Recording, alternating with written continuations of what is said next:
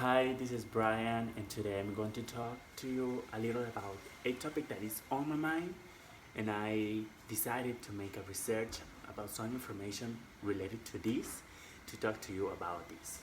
The topic is this one: is aging more difficult for men or for women? Because I know that it's something that will happen in a time of our life, so that's the reason why I decided to make it know if this will happen first in boys or in girls. But first, what is aging? Aging is something we do from the moment we are conceived. This data aims at the remove of iron from the birthday process. However, life expectancy is longer in women. This related to a study that was made in the University of Tokyo in Japan.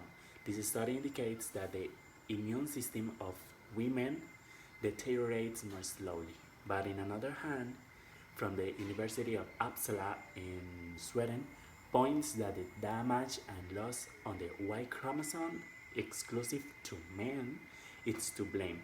And another researcher says that the points it's related to social and cultural reasons. It's so important to tell you that with aging comes some consequences, but I will tell you a little about these consequences and how we will see that consequences in our body. The first one is the skin wrinkles. Wrinkles are the most representative sign of age, obviously, but men have an advantage. Their skin has more appropriate characteristics to stay firm over the years.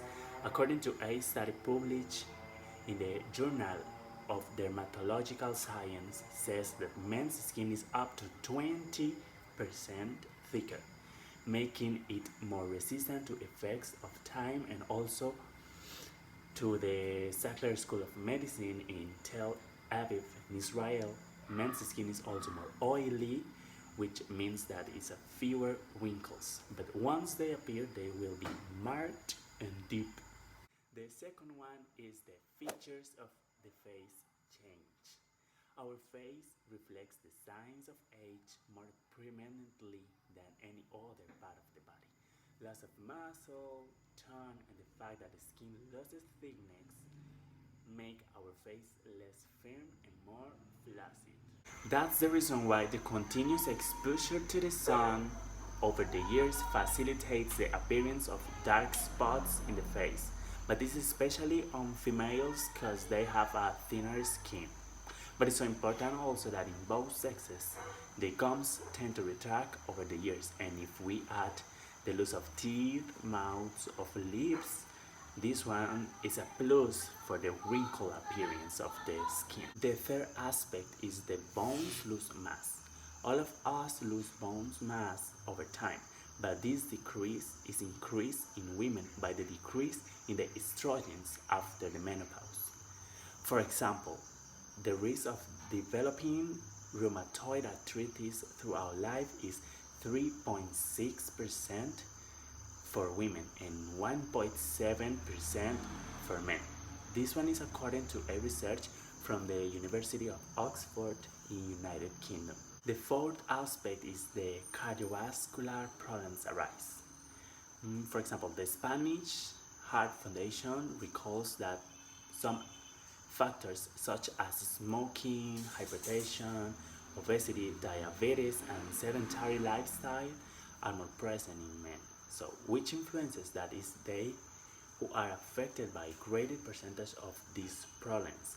And with these problems could come another higher diseases, for example, cardiac complication or ischemic heart disease, or in another hand, myocardial infarction.